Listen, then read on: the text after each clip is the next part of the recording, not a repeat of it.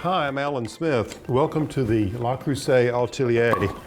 Now, we've all had wine that we might consider the family red wine that might need a little improvement in terms of its flavor.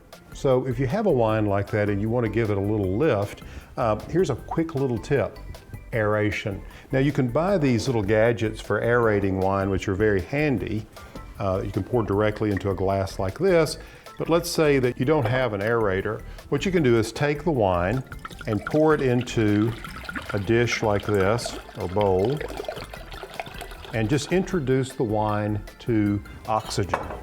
And what you're going to do is you're going to take a whisk, and for 30 seconds, you're going to bring oxygen to the wine. And what this does is you're going to break down some of the compounds in the wine that really don't add a lot to its flavor, like sulfites. You see, wine is very complex. There are hundreds of compounds in them, and some add to the flavor and some take away. Sulfites are important because they stop microbial activity and also they stop oxidization.